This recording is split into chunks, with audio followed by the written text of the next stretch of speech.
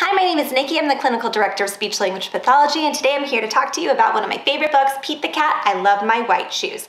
The reason I love this book so very much is because there's a lot of repetition and it's very simple. Repetition is really important within our speech and language therapy sessions and within play at home. The reason we do so much repetition within our play routines and within books is because we need our child to understand what is expected and what language is expected. They have to first understand the language if we want them to use it expressively.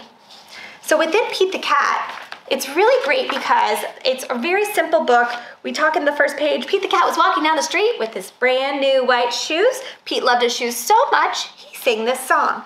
And then the song goes, I love my white shoes, I love my white shoes, I love my white shoes. The great thing about this is you can even use some simple sign language with it. I love my white shoes, and just do the sign for shoes. And then you go into the next page and oh no! Pete stepped in a large puddle of strawberries. What color did it turn his shoes? It turned them red. But did Pete cry? Goodness, no. He kept walking along and singing his song. And then we go into the same song. I love my red shoes. The only thing that changes within these songs is the color, which is really nice. And at the end, you can always do, I love my red shoes, I love my red shoes. That way, as you're going through this book, you're modeling the sign for shoes, and then your child knows that this might be something that they can participate with. We use a lot of simple signs, ASL, sign English, within our therapy. The reason being, research shows us that the more your child uses different communication strategies, such as ASL, the more likely your child is going to be to verbalize if they have that ability. So don't be afraid to use sign language. It's actually a great tool to use to help your child to increase their expressive language. Then we go into blueberries. He steps into it. We can use the same thing. They turn blue. And so you can see that this is a very repetitive book.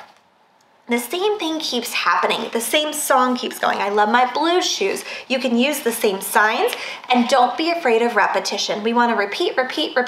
The reason we're repeating again is because we need to build expectations of what your kiddo can do within this. If you have a kiddo who has a hard time participating, go through the book a little bit quicker and pause on certain things such as raining. Oh no, pitter patter. Make it really fun and make it active as well. Then we get towards the end. Pete steps in some mud. It turns his shoes brown. We go into the same song again. We can also pause for some of our older kiddos and ask some perspective taking, like, what is he drinking? Or why is he drinking coffee? Or why can't kids drink coffee? These are great why questions for some of our older kiddos, which means you can repurpose your books. You can use your books for different things with different kiddos and different skill levels. So as your kiddo grows, don't throw those books out. Think about how you can use them in new ways. And then Pete steps in some water, and all the brown, all the blue, and all the red are washed away, but now his shoes are wet. They're white again, but they're wet. And so you can see I'm going over this really quickly. I would actually read it a little bit differently. So if you want to see how I read it, stay tuned for the next video, and I'm just going to read through the book like I would. And I would pause in certain places. So things such as, I love my wet shoes, I love my wet shoes, I love my wet shoes. And I'm gonna pause. My whole body is telling the kiddo, I'm waiting expectantly that this is a word that I would like you to use. I'm not going to wait too long. I'm gonna wait just enough, and then I'm gonna make sure that they're successful.